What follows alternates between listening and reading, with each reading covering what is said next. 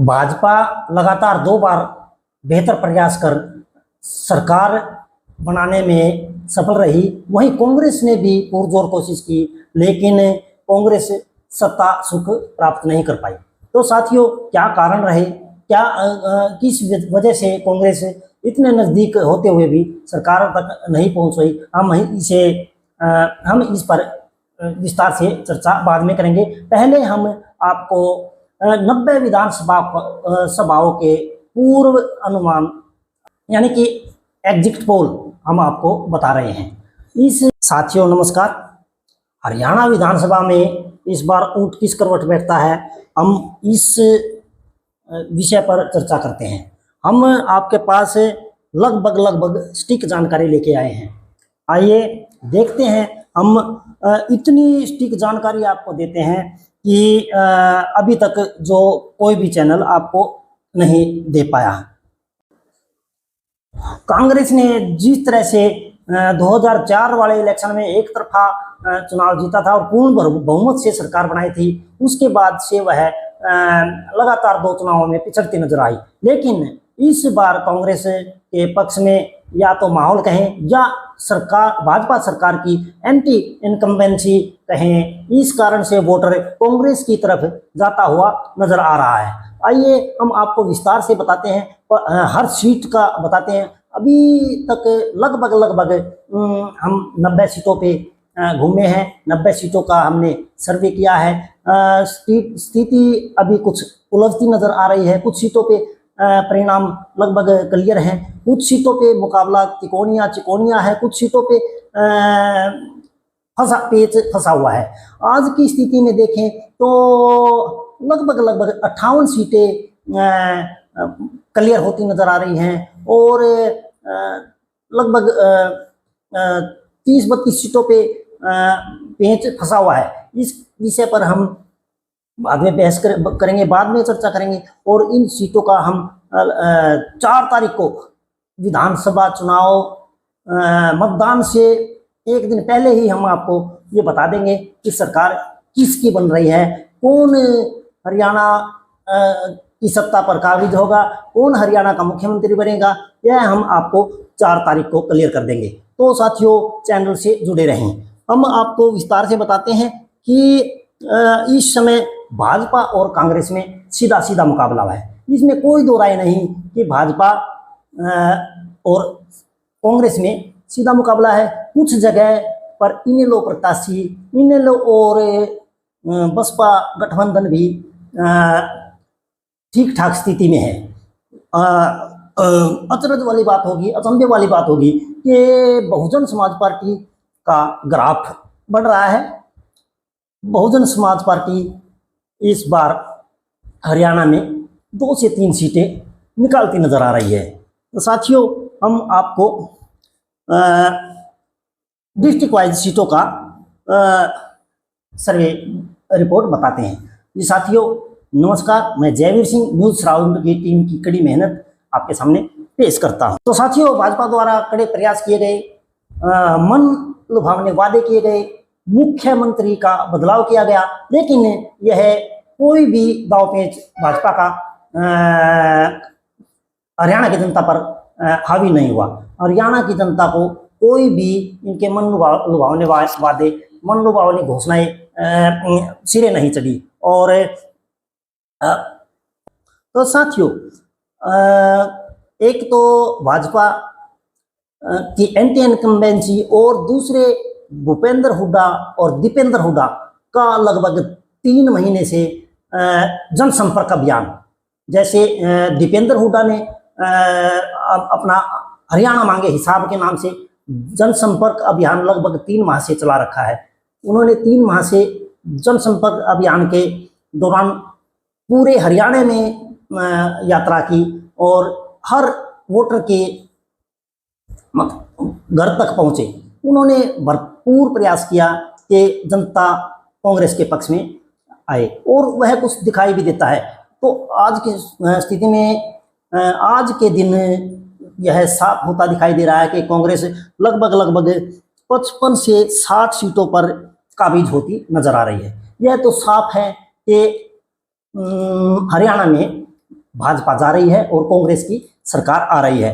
कांग्रेस की एक तरफा लगभग सरकार बनती नजर आ रही है, इसमें कोई दो राय नहीं है साथियों। तो साथियों, हम आपको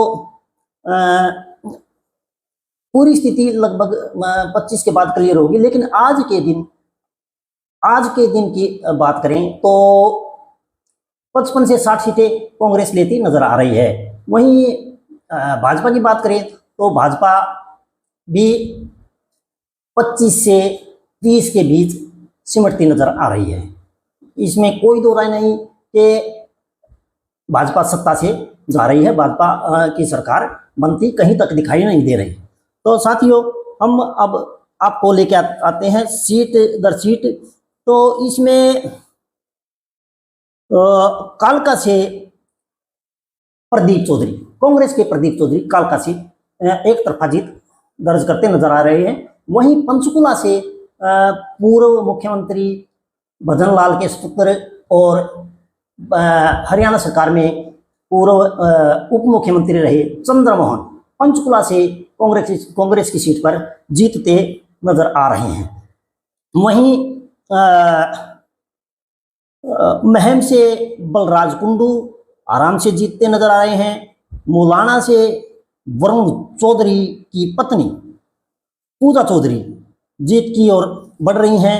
अंबाला शहर से आज के दिन चौधरी निर्मल सिंह लगभग 40,000 वोटों से जीत रहे हैं। साथियों, बहुत अच्छी कैंपेनिंग की है, बहुत अच्छा जनसंपर्क अभियान किया है, जनता उनके पक्ष में वोट करती नजर आ रही है। वहीं अगली सीट अंबाला कैंट की आती है, जो जिसपे गब्बर सिंह यानी कि अनिल विज लगातार 6-7 बार बने हैं, 6-7 लगातार विधायक बनते आ रहे हैं और वह एक तरफा जीतते आ रहे हैं, अपने विरोधियों को धूल चटाते नजर आ रहे हैं। लेकिन इस बार स्थिति कुछ बदली हुई है। तो साथियों, वहां क्या है, वहां हैरान करने वाली स्थिति है। आप शायद यकीन ना कर पाए कि हम क्या कह रहे हैं। आपको ऊपर से यही दिखता होगा कि उनकी एक तरफा जीत है, लेकिन ऐसा नहीं है। अभी तक का जो आकलन है, अभी तक का जो सर्वे है, निर्दलीय प्रत्याशी चित्रा शर्मा कड़ी चुनौती दे रही है। आज की स्थिति अगर देखें तो चित्रा शर्मा जीत रही है और अगर कल इलेक्शन होता है, आज इलेक्शन होता है, तो वह लगभग 10,000 वोटों से अनिल विज से आगे हैं। लेकिन जैसे जैसे समय बढ़ेगा, जैसे जैसे कुछ बातें निकल के आएंगी, तो सीट बरकरार रख लेंगे अनिल विज। लेकिन आज के दिन मुकाबला कड़ा है। वहीं उचाना कला ने भी आज की स्थिति देखें तो दुष्यंत चौटाला ने भाजपा के साथ मिलकर सत्ता सुख भोगा, उप मुख्यमंत्री रहे। किसान आंदोलन के चलते भी वह भाजपा के साथ बने रहे। इससे किसान वोट में खासी नाराजगी है। वहीं भाजपा के साथ मिलकर सत्ता सुख भोगा, उप मुख्यमंत्री रहे। किसान आंदोलन के चलते भी वह भाजपा के साथ बने रहे। इससे किसान वोट में खासी नाराजगी है। वहीं इलेक्शन से कुछ दिन पहले सरकार से अलग हुए और किसान वोट को वह काबू में नहीं कर पाए और वो बड़ा एक वोट बैंक किसानों का इस क्षेत्र में है। वहां से दुष्यंत चौटाला हार रहे हैं। जी हाँ, दुष्यंत चौटाला हार रहे हैं। बृजेंद्र सिंह कांग्रेस के प्रत्याशी हैं, वह वहां से जीत रहे हैं। नारायणगढ़ से शैली चौधरी, संडोरा से अभी तक बहुजन समाज पार्टी, जी हाँ, मैंने आपको जिक्र किया था कि 2-3 सीटों पर बहुजन समाज पार्टी अच्छी स्थिति में है। तो यहाँ से बहुजन समाज पार्टी की एंट्री होती नजर आ रही है सडोरा विधानसभा से। यमुनानगर से घनश्याम दास विनर रहते दिख रहे हैं। जगाधरी से आम आदमी पार्टी के विधानसभा में एंट्री होती नजर, जी हाँ, जगाधरी विधानसभा से आम आदमी पार्टी भी विधानसभा में प्रवेश कर रही है। तो साथियों, विधानसभा हरियाणा में आम आदमी पार्टी का भी खाता खुल रहा है। आम आदमी पार्टी के आदर्श पाल अकरम खान को हराते नजर आ रहे हैं। जी हाँ, ये है जगाधरी विधानसभा सीट से। रादौर से बीएल सैनी मजबूत स्थिति में नजर आ रहे हैं। लाडवा से अभी तक मेवा सिंह आगे हैं। आज चुनाव होता है तो नायब सैनी हार रहे हैं, लेकिन धीरे धीरे नायब सैनी मजबूत होते नजर आ रहे हैं। अभी 6000 वोटों से पिछड़ रहे हैं, लेकिन पोलिंग आने तक वोटर को अपने पक्ष में कर लेंगे। बड़ा वोटर यहाँ सैनियों का है। सैनी समाज की नंबर 1 वोट है तो इस विधानसभा क्षेत्र में, तो इसलिए वह चुनाव होते होते मुख्यमंत्री नायब सैनी को जिता देंगे। तो थानेसर विधानसभा जो कि कुरुक्षेत्र की थानेसर ही है, थानेसर विधानसभा के अंदर ही कुरुक्षेत्र आता है। यहाँ के से अशोक राणा कांग्रेस के आसानी से जीत रहे हैं। पेहवा से जय भगवान डीडी जीत रहे हैं। शाहबाद से रामकरण काला जीत रहे हैं। गुलाचिका से देवेंद्र हंस जीत रहे हैं। कलायत में तिकोना मुकाबला है। जी हाँ, यहाँ चुनाव फंसा दिख रहा है। कलायत विधानसभा क्षेत्र में चुनाव फंसा हुआ नजर आता है। कैथल से भी नेक टू नेक मुकाबला है। यहाँ रणदीप सुरजेवाला व लीलाराम गुर्जर में कड़ा मुकाबला नजर आ रहा है। अगर क्योड़क और बनिया इकट्ठा होता है तो लीलाराम गुर्जर मजबूत स्थिति में आ जाते हैं, लेकिन इसकी संभावनाएं कम लगती है। क्योड़क गुर्जर समाज से आते हैं, लेकिन यह सत्ता देखकर ही वोट करते हैं, सत्ता के पक्ष में ही वोट करते हैं। तो इस स्थिति में चुनाव आते आते सुरजेवाला आराम से सीट निकाल जाएंगे। पुंडरी विधानसभा क्षेत्र से सतबीर भाणा मजबूत नजर आ रहे हैं। नीलोखेड़ी से भाजपा के भगवान कबीरपंथी विधायक बन रहे हैं। इंद्री से राकेश काम्बोज, करनाल से सुनीता सिंह विर्क, गरौंडा से हरविंदर कल्याण विधायक बनते नजर आ रहे हैं। असम से बहुजन समाज पार्टी जीतती नजर आ रही है। जी हाँ साथियों, बहुजन समाज पार्टी के प्रत्याशी कांग्रेस व भाजपा से अभी तक आगे चल रहे हैं। पानीपत शहर से रोहिता रेवड़ी आगे चल रही हैं। भाजपा से मेयर थी, उसके बाद कांग्रेस में आई, कांग्रेस से टिकट मांगी, लेकिन कांग्रेस ने टिकट नहीं दिया। कांग्रेस ने यहाँ टिकट इनको नहीं दी और ये निर्दलीय चुनाव लड़ी और मजबूत स्थिति में विधायक बनती नजर आ रही हैं। से भूपेंद्र हुड्डा ने अपने मित्र बुल्ले शाह को टिकट दिया। बुल्ले शाह इतनी मजबूत पकड़ नहीं बना पाए हैं, पंजाबी नेता हैं, लेकिन वृद्ध नेता हैं। आज युवा रोहिता रेवड़ी के साथ जाता नजर आ रहा है। तो साथियों, यहाँ तीसरे नंबर पर रहते नजर आ रहे हैं बुल्ले शाह। पानीपत ग्रामीण से महिपाल ढांडा सीट बरकरार रख सकते हैं। उन्हें निर्दलीय विजय जैन टक्कर दे रहे हैं। इसराना से बलबीर वाल्मीकि, समालका से धर्म सिंह छोकर, गन्नौर से दिग्गजों को पीछे छोड़ते हैं। जी हाँ, गन्नौर के नतीजे भी चौंकाने वाले रहेंगे। गन्नौर विधानसभा क्षेत्र से एक युवा चेहरा, समाज सेवा का प्रतीक माना जाता है, समाज सेवा में काफी अग्रसर है, देवेंद्र कादियान। देवेंद्र कादियान यहाँ से मजबूत स्थिति में है और आज अगर चुनाव होता तो 15,000 वोटों से चुनाव जीत रहा है। देवेंद्र कादियान आज की स्थिति में मजबूत हैं और चुनाव जीतते नजर आ रहे हैं। खरखोदा में कड़ा मुकाबला है। पवन खरखोदा मजबूत दिख रहे हैं, लेकिन चुनाव आते आते स्थिति बदलेगी। हुड्डा की चौधर का नारा, जी हाँ, हुड्डा यहाँ प्रचार करते हैं तो सिर्फ ये कहते हैं यहाँ किसी को कैंडिडेट मत देखो अपने क्षेत्र में, यहाँ वोट मैं ही मांग रहा हूँ, मैं ही विधायक हूँ, मैं ही सब कुछ हूँ। तो उस चौधर के नारे पर वीर वाल्मीकि की स्थिति मजबूत है और वह चुनाव आते आते मजबूत स्थिति बनाएंगे। अभी तक वह पिछड़ रहे हैं, लेकिन चुनाव आते आते वह 5,000 वोटों से लगभग आगे निकल जाएंगे और 4-5 हज़ार वोटों से चुनाव जीत जाएंगे। राय विधानसभा हॉट सीट है। मजबूत भाजपा की नेत्री कृष्णा गहलोत बहुत अच्छा चुनाव लड़ रही हैं।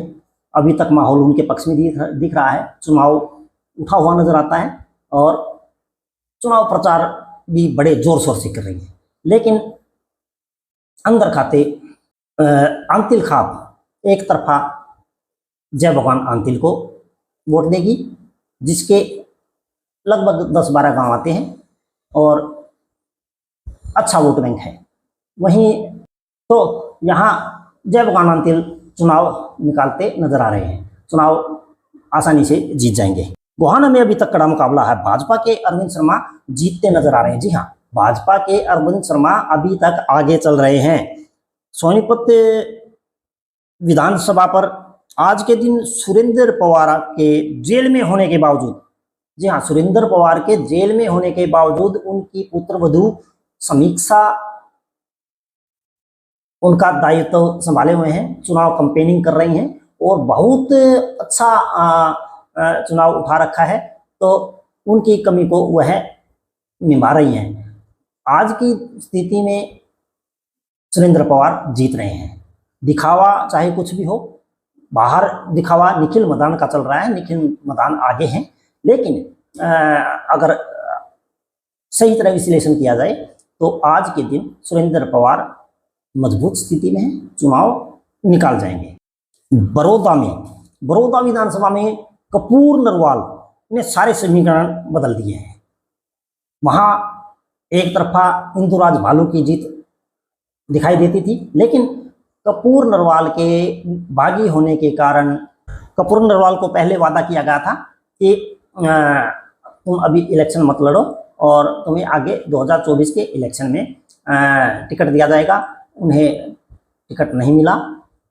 सभी सिटिंग कांग्रेस द्वारा सभी सिटिंग एमएलए को टिकट दिया गया, तो उनको टिकट नहीं दिया गया। इससे वह बागी होकर चुनाव लड़ रहे हैं और मजबूत नेता हैं वह।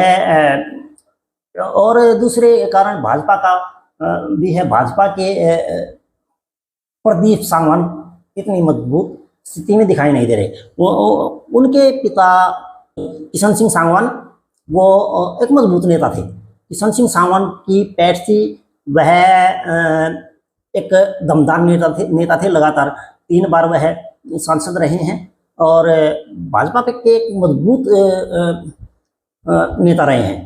तो लेकिन प्रदीप सांगवान उसको कायम नहीं रख पाए और उनका जनाधार नहीं है, तो भाजपा द्वारा कमजोर उम्मीदवार उतारा गया।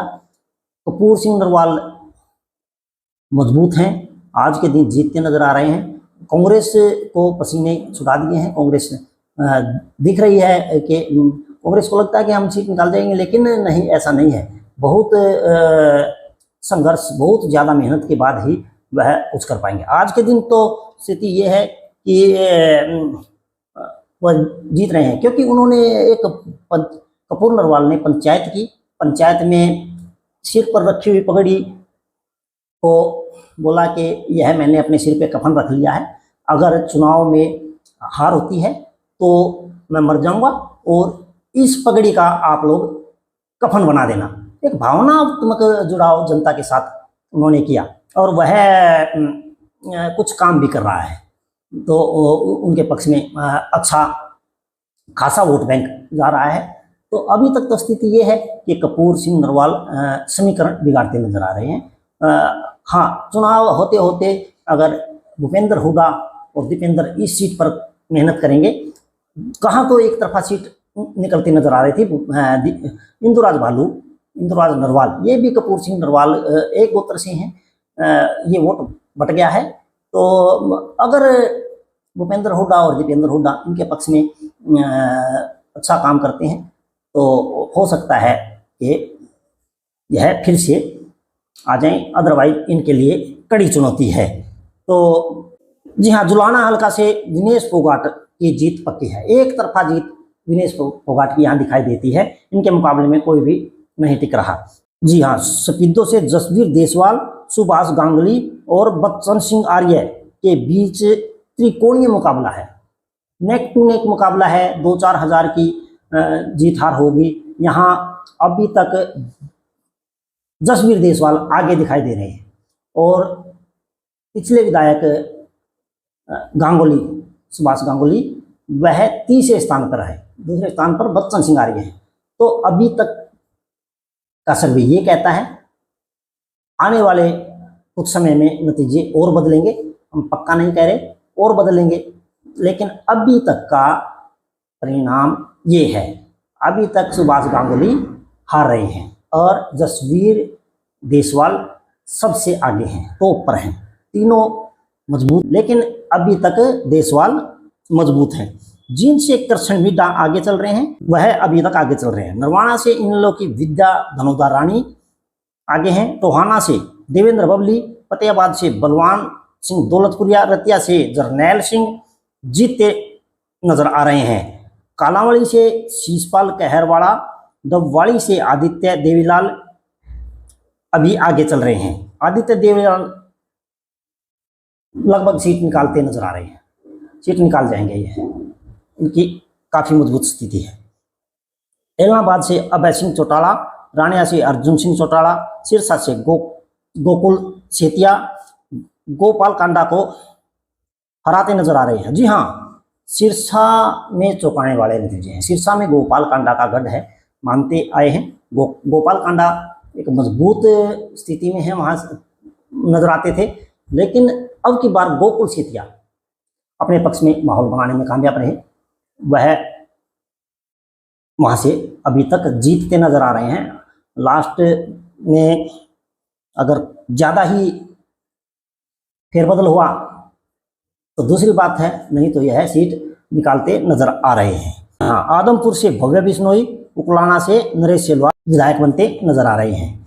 वहीं झांसी में नेक टू नेक मुकाबला है, बड़ा कड़ा मुकाबला है। वहां भी स्थिति साफ नहीं है। साथियों, आप सबको पता है टिकट बंटवारे में भूपेंद्र हुड्डा बाजी मार गई। वह 90 में से 78 सीटों पर अपने चहेतों को टिकट दिलवाने में कामयाब हुए।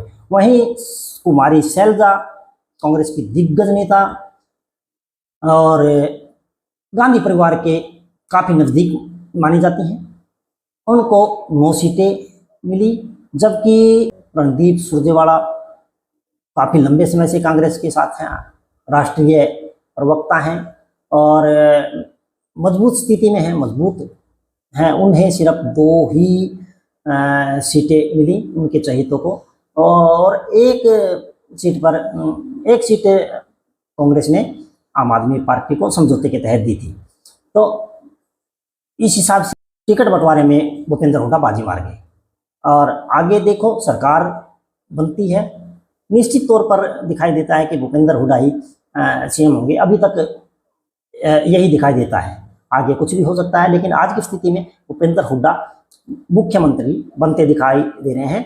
56 से 57 सीटें कांग्रेस की आती दिखाई दे रहे हैं। तो चलो छोड़िए इन बातों को, अभी चर्चा जिस विषय पे चल रही थी उसी विषय पे चर्चा करते हैं। हम आते हैं बरवाला सीट पर। बरवाला में आज के दिन इनेलो की संजना सतरोड़ आगे चल रही हैं, संजना सतरोड़। तो हिसार में निर्दलीय सावित्री जिंदल, जिन्होंने जो नवीन भाजपा सांसद नवीन जिंदल की माता हैं, और टिकट ना मिलने से इन्होंने निर्दलीय चुनाव लड़ा और आज के दिन मजबूत स्थिति में है, और यह लगभग पक्के विधायक बनती नजर आ रही हैं। नलवा से कांग्रेस के अनिल मान जीतते नजर आ रहे हैं। वहाँ कुछ विरोध हुआ था, संपत सिंह की सीट थी, संपत सिंह नाराज हुए थे। वर्ध नेता हैं पूरे, और हरियाणा में इनका काफ़ी नाम भी है। देवीलाल के साथ भी मंत्रालय में काम किया, तो मजबूत उम्मीदवार थे, लेकिन उनका कांग्रेस द्वारा टिकट काट दिया गया और वहाँ से अनिल मान को टिकट दिया गया। अनिल मान आज के दिन जीतते नजर आ रहे हैं। दादरी से डॉक्टर मनीषा सांगवान, भिवानी से भाजपा के घनश्याम, और बवानीखेड़ा, जी हाँ बवानीखेड़ा सीट भिवानी के ही नज़दीक पड़ती है, और वहाँ से कांग्रेस के प्रदीप नरवाल जीतते नजर आ रहे हैं। प्रदीप नरवाल प्रियंका गांधी के राजनीतिक सलाहकार भी हैं और पश्चिम उत्तर प्रदेश के ये प्रभारी भी रहे हैं। जी, इनकी कयास लगाए जा रहे थे इसराना या अपना खरगोदा से इनको टिकट दी जाएगी, लेकिन यहाँ सीटिंग विधायक होने के कारण यहाँ से इनको टिकट नहीं दिया गया, इनको बवानीखेड़ा में भेजा गया। बवानीखेड़ा में इन्होंने जाकर चुनाव में ताल ठोकी, तो वहाँ से यह जीतते नजर आ रहे हैं। प्रदीप नरवाल प्रियंका गांधी के साथ अच्छे संबंध हैं जी, और इन्हें पैराशूट से वहाँ उतारा गया। हाँ, हालांकि वहाँ इन्होंने रामकिशन फौजी का विरोध झेला। रामकिशन फौजी निर्दलीय टिकट न मिलने के कारण उन्होंने निर्दलीय ताल ठोक दी, तो वहाँ इन्होंने विरोध झेला। लेकिन हुड्डा और प्रियंका गांधी के चहेते होने के कारण प्रदीप नरवाल को उन्हें रामकिशन फौजी को उनके पक्ष में आना पड़ा। तो कुल मिला के बात यह है कि आज के दिन प्रदीप नरवाल वहाँ आसानी से जीत रहे हैं। अगर रामकिशन फौजी विरोध में रहते तो फिर यह सीट नहीं निकाल पाते। तो चुनाव प्रदीप नरवाल जीत रहे हैं। तो साथियों, इसके बाद बात करते हैं हम लोहारू की। लोहारू से राजवीर खरेटिया, बाडड़ा से सोमवीर शोराण जीतते नजर आ रहे हैं। मैम से बलराज कुंडू आगे हैं। गढ़ी सांपला कलोई से भूपेंद्र हुड्डा की एक तरफा जीत है। जी हाँ साथियों, भूपेंद्र हुड्डा एक तरफा जीत रहे हैं। रोहतक से बीबी बत्रा, कलानौर से शकुंतला खटक, जज्जर से गीता भुक्कल, बेरी से रघुवीर काद्यान दोबारा फिर से चुनाव जीत रहे हैं। पहले भी यही विधायक थे और फिर से भी यही चुनाव जीत रहे हैं, रिपीट कर रहे हैं।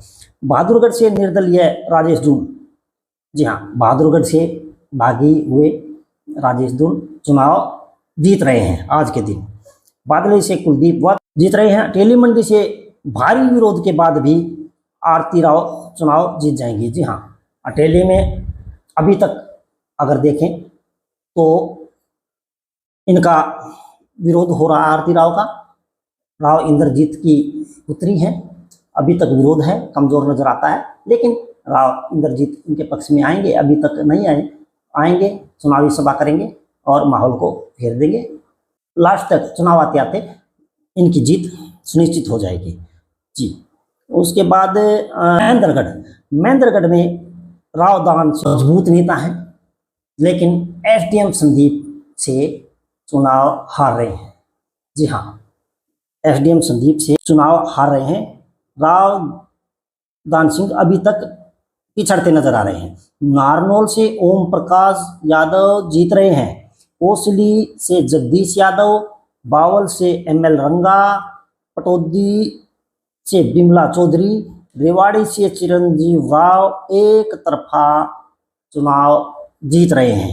बादशाहपुर से राव नरवीर, गुड़गांव से भाजपा के पहलवान मुकेश शर्मा, सोना में त्रिकोणीय मुकाबले के बाद जावेद अहमद का पलड़ा भारी नजर आ रहा है।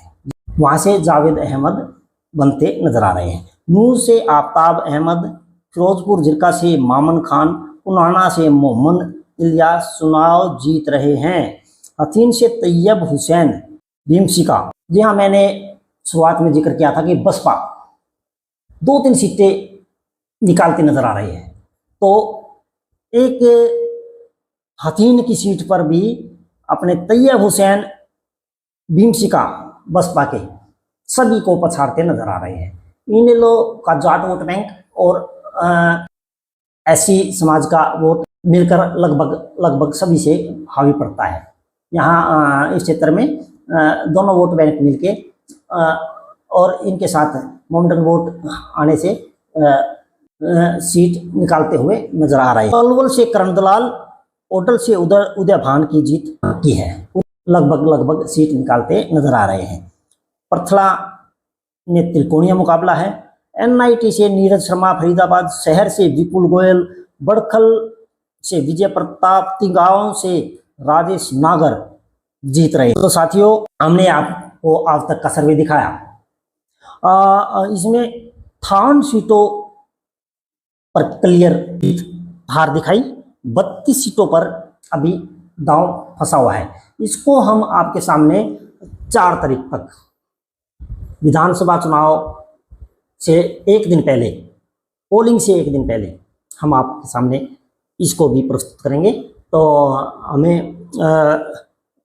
इस 32 सीटों के परिणाम को हम 32 सीट जो फंसी हुई हैं, 32 सीटों को हम 4 तारीख तक क्लियर कर देंगे। यह किस पक्ष में जाएंगी। कड़ी मेहनत की गई है सर्वे में। तो सर्वे स्टिक है, 99% हमारा सर्वे स्टिक है, इसमें कोई दो राय नहीं। सरकार कांग्रेस की बन रही है, भाजपा सत्ता से जा रही है। 55 से 60 सीटें कांग्रेस की आ रही हैं और भाजपा 25 से 30 सीटों पे आ रही है, 25। और इस बीच में 2-3 सीटें बसपा इन लोक गठबंधन को भी जा रही है। वहीं निर्दलीय भी 2-3 सीटें निकालेंगे। कुल मिलाकर इस एक स्पष्ट बहुमत की ओर कांग्रेस बढ़ रही है। जी हाँ साथियों, भाजपा ने कई मतलब तरह के फेरबदल किए, मुख्यमंत्री को भी बदला, लेकिन वह काम नहीं आया। कई तरह की घोषणाएं की मनोलुभावनी, लेकिन ऐन वक्त पर वह भी काम नहीं दी। मनोहर खट्टर के नायब सिंह सैनी से हरियाणा की जनता परेशान नहीं है। नायब सिंह सैनी को एक अच्छा आदमी मानते हैं, लेकिन मनोहर लाल खट्टर की वजह से वह पिछड़ते हुए नजर आ रहे हैं। जी हाँ साथियों, नमस्कार और जुड़े रहिए 4 तारीख तक। 4 तारीख को हम आपको स्टिक जानकारी देंगे। नमस्कार।